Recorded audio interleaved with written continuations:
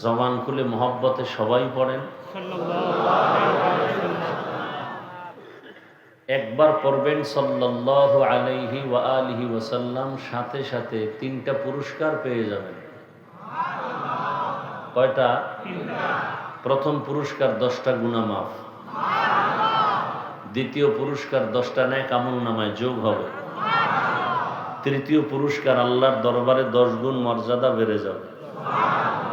কয়বার পড়লে এই 3 পুরস্কার? যদি আপনি প্রতিদিন 100 বার পড়েন, 200 বার পড়েন, 300 বার পড়েন, ওলামায়ে কেরাম লিখেছেন কমপক্ষে প্রতিদিন 300 বার মুমিন দরুদের আমল করা উচিত। আচ্ছা, আমি একটা প্রশ্ন করি, আপনারা আল্লাহর মহব্বতে জবাব দিবেন। আপনারা কি চান যেখানে যাবেন সেখানে আপনাকে সবাই সম্মান করবে? বুঝা শুনে বললেন, যেখানে যাবেন সেখানে আপনাকে সবাই সম্মান করবে, এটা চান? তো আল্লাহর কসম করে বলে গেলাম, আপনি মানেন কিনা জানি না, বলে গেলাম, প্রতিদিন 300 বার দুরূদের আমল করেন, কোনো তাবিজের দরকার হবে না। পৃথিবীর শ্রেষ্ঠ তাবিজ দরুদের আমল। নামাজে যে দরুদ পড়ি সে দরুদ পড়েন। কতবার? লাগাতার পড়তে হবে, ছেড়ে দিলে হবে না। আজকে পড়বেন, কালকে পড়বেন না, হবে না। আহাব্বুল আমাল ইলাল্লাহ আদওয়ামুহা ওয়া ইন কাল্লা। লাগাতার চালু রাখতে হবে মৃত্যু পর্যন্ত। আপনি নিজ চোখে দেখে যাবেন সম্মান কি পরিমাণ, কত পয়েন্ট, সীমাহীন আল্লাহ বাড়িয়ে দেন, আপনি দেখে যাবেন চোখের সামনে। তবে 2 শর্তে দরুদ পড়তে হবে। 1, নির্জনে নিরিবিলি ধ্যান ও খেয়ালের সাথে এবং পবিত্র অবস্থায়। এবং এই দরুদ পরে আপনি ঘুমের বিছানায় কিবলার দিকে চেহারাটা ঘুরায় ঘুমিয়ে পড়েন, ইনশাআল্লাহ ঘুমের মধ্যে আমার রসুলের সাথে মোলাকাত হয়ে যাবে।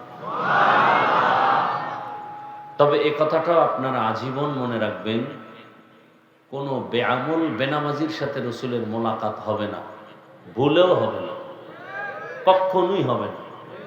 কেউ যদি চালাকি করে বুঝতে হবে ওর সাথে শয়তানের মোলাকাত হয়েছে, রসুলের না। আল্লাহ আমাদের বেশি বেশি বেশি বেশি দরুদের আমল করার তৌফিক দান করেন।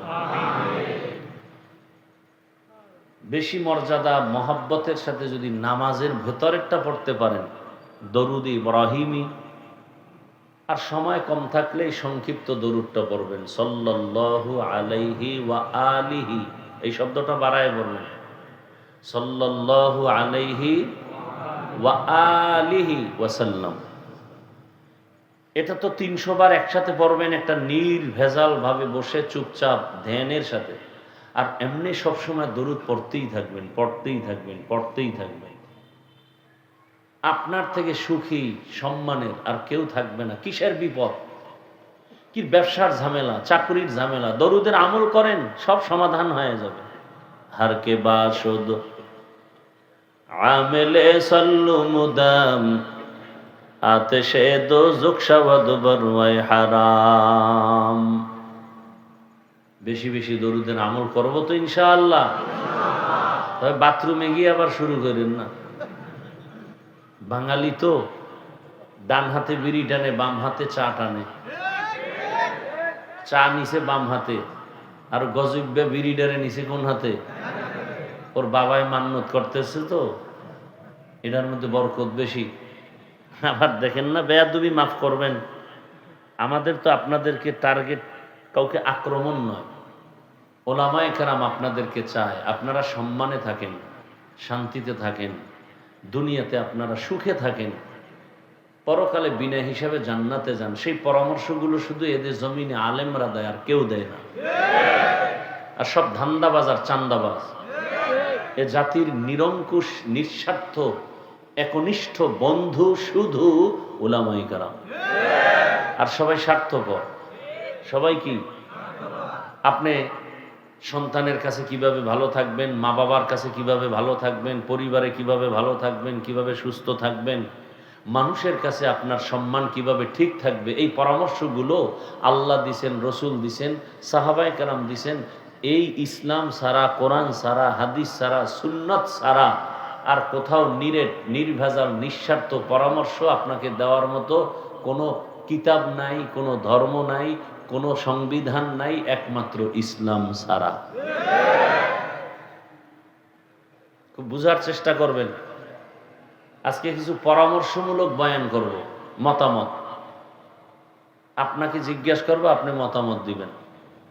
যেমন একটা দিলেন যে সবাই সম্মান চান, তো সম্মান কিভাবে পাবেন?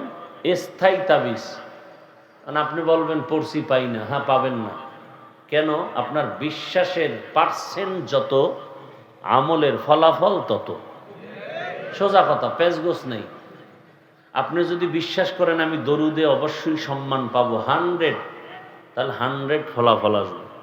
আর যদি নিয়ত করেন পাইলেও পাইতে পারি, না পাইলে নাই পড়ি, তাহলে কপালে সম্মান নেই। আল্লাহ বুঝার তৌফিক দান করেন। তাহলে ওলামায়ে কেরাম এই জাতির কোনো ক্ষতি করছে?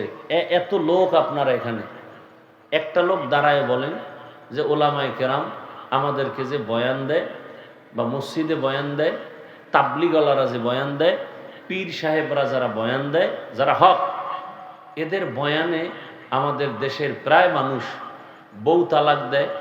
এদের বয়ান শুনা দাড়িওয়ালা ছিল দাড়ি কেটে ফেলে। এই হুজুরগো বয়ান শোনার কারণে মানুষ মদের বোতল নিতেছে আগের তুলনায় বেশি।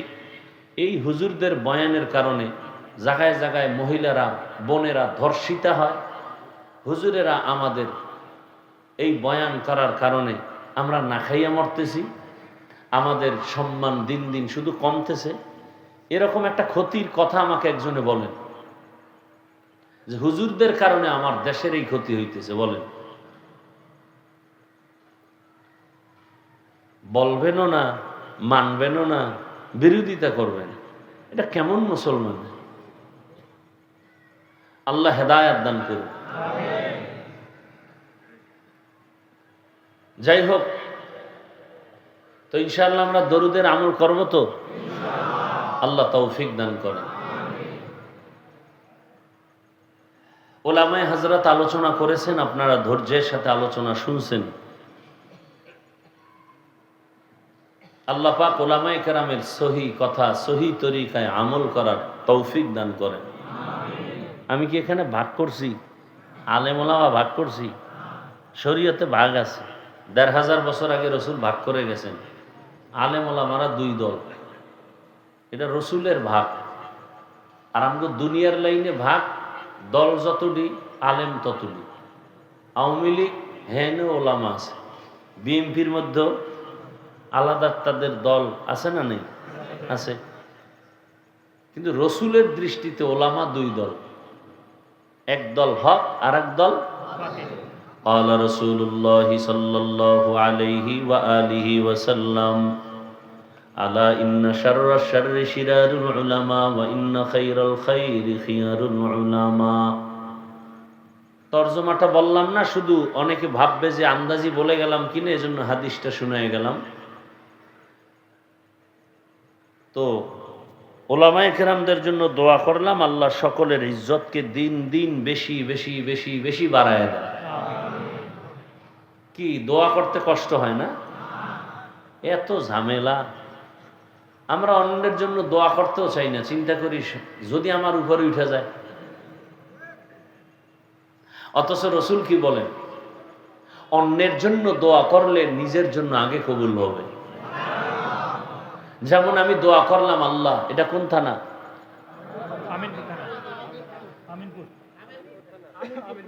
থানা লইয়া বাজে ঝগড়া। আমিনপুর থানার আল্লাহ, আমি দোয়া করলাম আমিনপুর থানার সবাইকে আপনি মাফ করে দেন। আল্লাহ একজন ফিরিস্তা পাঠায় দিয়েছেন। ফিরিস্তা এসে মাথার কিনারায় দাঁড় করাইছে। আল্লাহ জিজ্ঞেস করেন, এই বান্দা কার জন্য দোয়া করলো? আল্লাহ এলাকার সবার জন্য। নিজের জন্য করে নাই না। আল্লাহ বলেন, সাক্ষী থাকো, সকলকে ক্ষমার আগে ওকে আগে ক্ষমা করে দিলাম। আপনারা শুনেন করেন উল্টা, অথচ ভাও সব। নবীজি বলেন অন্যের জন্য দোয়া করলে দিল থেকে ওই দোয়াটা আগে আপনার জন্য কবুল হবে, এরপর অন্যের জন্য। ওলামায়ে কেরামের ইজ্জতকে আল্লাহ বেশি বেশি বাড়ায় দেন। যারা আলেমের বিরুদ্ধে ফেসবুকে লেখে, মিডিয়ায় বলে, বিভিন্ন চক্রান্ত করে, আল্লাহ এদের হেদায়াত দান করেন, আল্লাহ এদের হেদায়াত দান করেন, আল্লাহ এদের হেদায়াত দান করেন। আল্লাহ যদি জানেন আল্লাহর ইলমে এদের হেদায়াত নাই, আল্লাহ এদেরকে দ্রুত গতিতে ধ্বংস করে দেন। এই দোয়া কেন করলাম? কিয়ামত পর্যন্ত জমিনে আর কোনোদিন আমার রসুল এসে দাওয়াত দিবেন না, বয়ান দিবেন না। নাকি আপনাদের এই পাবনা অঞ্চলে আসবেন? সাহাবায়ে কেরাম আসবেন? সত্য কথাটা মানেন বা না মানেন, অন্তত স্বীকৃতি দেন, সাক্ষ্য দেন যে হ্যাঁ এটা সত্য। আইম্মায়ে কেরাম আসবেন? বড় বড় আউলিয়ায়ে কেরাম যারা চলে গেছেন তারা আসবেন? এই মূল মূল কিছু কথা ছোট ছোট, এটুকু ধরে রাখবেন, মনে রাখবেন। ভাই মোবাইল বন্ধ করেন, মোবাইলও চালান, লাইটও জ্বালাইতেছেন, কি জন্য আসছেন এই ওয়াজের প্যান্ডেলে? আমরা তো ওই লাইনের বক্তাও না, আর ওইভাবে বয়ানও করতে পারি না।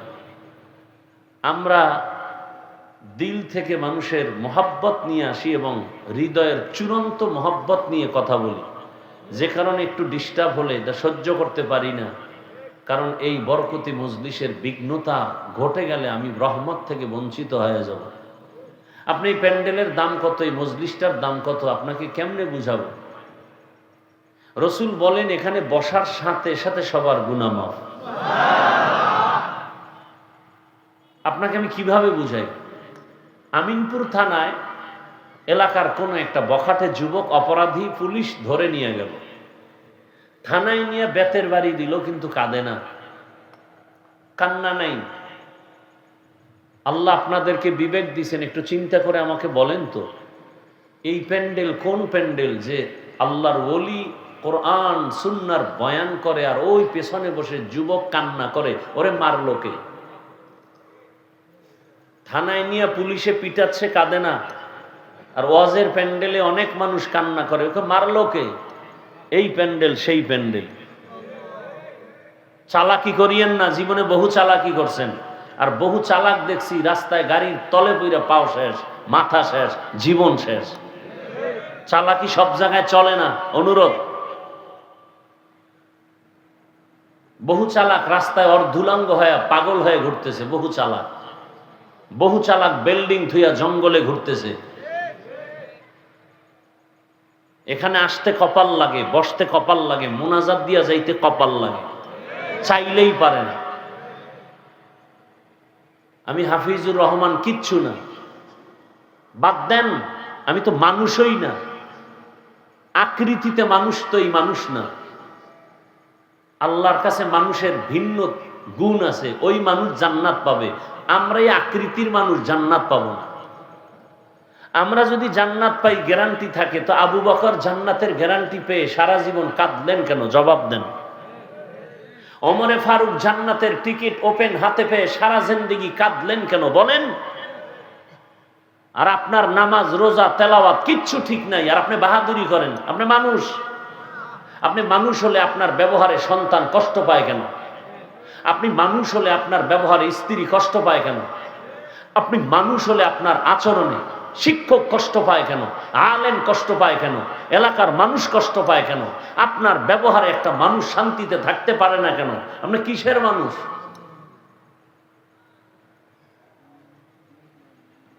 একটা হায়ওয়ান জানোয়ারও তো মানুষের উপকার করে, সারা রাত কুকুর পাহারা দেয় মালিকের বাড়ি, বিনিময়ে 1 টাকা বেতন পায়, 3 বেলা খানা পায়, বরং লাথি পায়।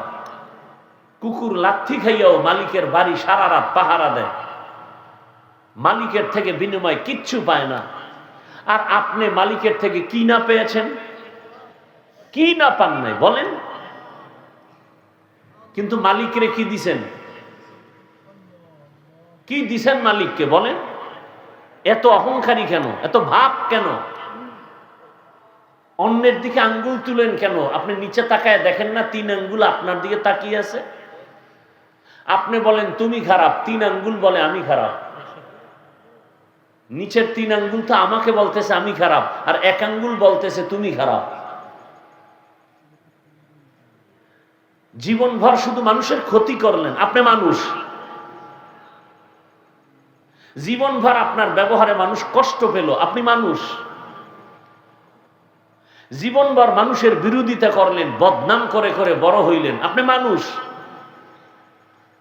কেন আপনি মানুষের উপকার করতে পারেন না, প্রশংসা করতে পারেন না? এ চরিত্র আপনাকে কেউ শিখায় নাই? শুধু বদনামি করবে না জীবন। রসুল কি বলেছেন? খায়রুন নাস মাইয়ানফাউন নাস। জমিনের মধ্যে ভালো মানুষকে জানো, যার দ্বারা জমিনে কেউ কষ্ট পায় না, ক্ষতির মধ্যে পড়ে না। আপনার আমার হাতের দ্বারাও কারো ক্ষতি হবে না, আপনার আমার চোখের চাহনির দ্বারাও কারো ক্ষতি হবে না, জবানের কথার দ্বারাও ক্ষতি হবে না, হাতের লেখার দ্বারাও ক্ষতি হবে না, কানের দ্বারাও কারো ক্ষতি হবে না। সে হলো আসল মানুষ। চোখের চাহনির দ্বারাও কিন্তু ক্ষতি হয়, হয় না? একজনে মজা করে খানা খাচ্ছে ইলিশ মাছ দিয়ে, আর একজনে তাকাইছে, এমন এক নজর লাগাইছে, খাওয়ার পরে ডায়রিয়া শুরু। কি এই ক্ষতিটা কি হাতের দ্বারা হইছে না চোখের দ্বারা? গর্বা সুরত আদমি ইনসাবুদে আহমদ বু জাহলো হামেক সাবুদে আদমিরা আদমিয়ত লাজেমাস আউদেরাগর বুনা বশদ হি জমাস। রাগ করছেন আপনারা? এতগুলো মানুষ যদি বুঝাবার জন্য বলছি, বেয়াদবি ক্ষমা চাইছি, কিন্তু আমাদের সভাপতি সাহেব হাজী সাহেব যদি এই মানুষগুলো তার কোনো ব্যক্তি কাজে আনতেন বা কোনো দলের ব্যানারে আসতো, তাহলে প্রথমে এই মানুষগুলোকে আসার জন্য ফ্রি গাড়ি দেওয়া লাগতো। ফ্রি, আপনাকে ফ্রি গাড়ি দেওয়া হয়েছে আজকে? বুঝেন বুঝেন, এই ভালো মন্দ বুঝার মেধা আল্লাহ মানুষকে দিছেন, পশুকে দেন না। একটু বুঝেন না, বয়ান তো আপনারা জানেন, আজকে একটু বুঝার চেষ্টা করেন। আমরা তো বোকা, আমাকে বুদ্ধি শুদ্ধি কিচ্ছু নেই, আপনাদের বুদ্ধির শেষ নেই। আপনারা হলেন বুদ্ধিজীবী। তো আমি একজনকে বললাম তোমার জিবি কত? তুমি যে বুদ্ধিজীবী, এই জিবি কত? 1 জিবি না 2 জিবি? কয় জিবি টিবি আছে কিনা এ তো কইতেরি না, মাঝে মাঝে হ্যাং হয়ে গেলেই হুজুর গো গালি দেই। আল্লাহ হেদায়াত দান করুন। এত বুদ্ধিজীবী টোটাল বাংলাদেশের এই পাবনা এলাকার আমিনপুর থানার সব বুদ্ধিজীবীকে প্রশ্ন করি, পারলে জবাব দাও, যুক্তির ব্যানারে একই পাতিলায় রান্না হয়, একই পাতিলায় একই মা রাঁধুনি রান্না করেন, ভাত তরকারি মাছ গোশত, একই মশলা একই আগুন একই হাতের রান্না, খানার দস্তরখানে আব্বা আম্মা খায়, আমিও খাই, বোনেরাও খায়।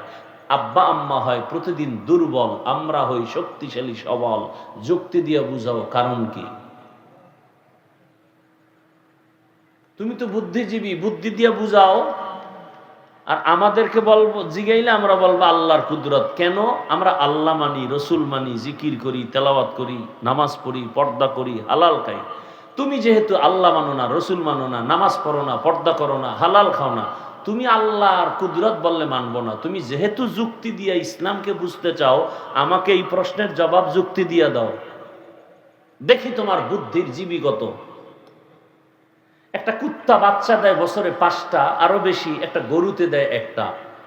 পৃথিবীর কেউ কুত্তা জবাই করে খায় না, বরং কুত্তা কোলে নিয়ে ঘুরে পশ্চিমা বিশ্ব বেঈমানরা নিজের বাচ্চাকে হাঁটায় আর কুত্তার বাচ্চা কোলে নেয়।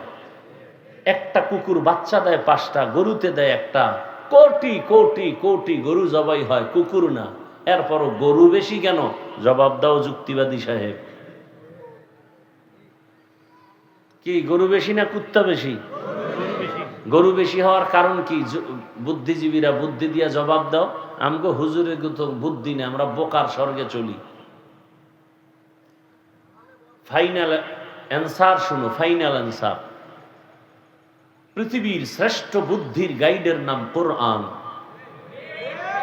আর এই কোরআন যার কাছে আছে সে হলো সৃষ্টির শ্রেষ্ঠ বুদ্ধিজীবী। আল্লাহ হেদায়াতের দৌলত আমাদেরকে দান করেন।